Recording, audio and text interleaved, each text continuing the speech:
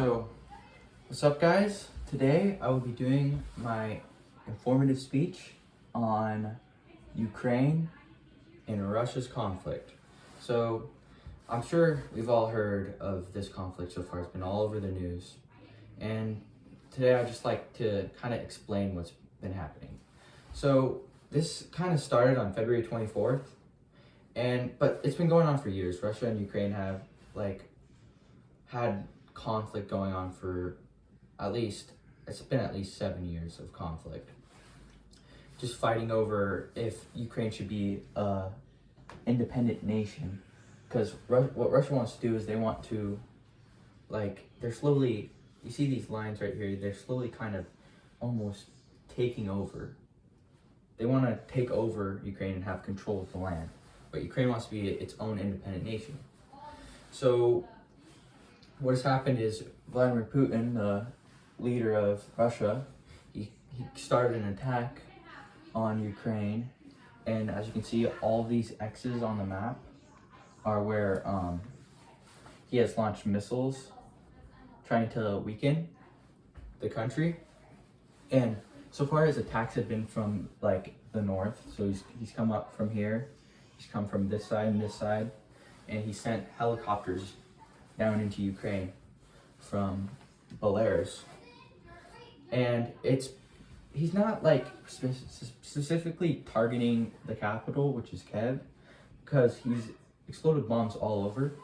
And when he spoke about this military operation, he called for the denazification, if that's even a word, of Ukraine, which I think means that he wants to overthrow their corruption, because Ukraine has a corruption issue. And there's been arguments for years of whether Ukraine should be able to join NATO. And we've told them you need to fix your corruption issues before you join. And now it's almost too late because Russia is now invading them.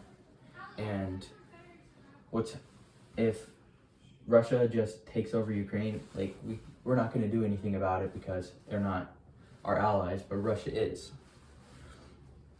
So right after Putin gave his speech about his military operation, he started tons of bombs have been going off all over the country of Ukraine.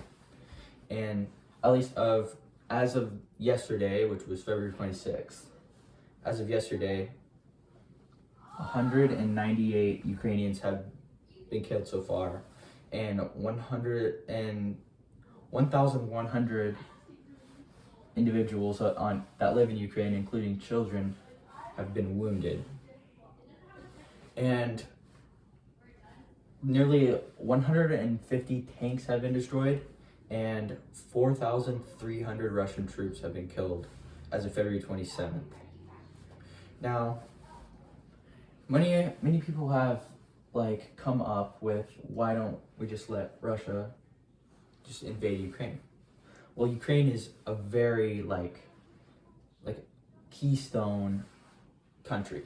It's not a small country. It delivers a ton of resources to around the world. So it's been first. So in Ukraine, it's first in Europe that has the most recoverable resources of uranium ores, which has been used in nuclear bombs and stuff like that. And Ukraine is not only an industrial land, it has its agriculture also is a big part of Ukraine. It's first place in exports of sunflower seeds and sunflower oil, fourth largest producer of potatoes. It's also the third largest producer and fourth largest exporter of corn. And it also has very large barley exports. And Ukraine is actually its farming thing is so big that it has enough power to feed around 6 million people. Now, it's Europe's second in the world's largest natural gas producer.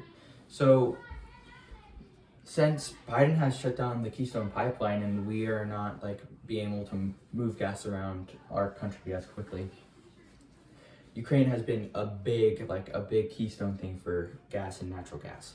So what Ukraine does is they help take energy and natural gas and they ship it across our oceans, which they have like kind of a sea right here so they can dock boats and all that kind of stuff.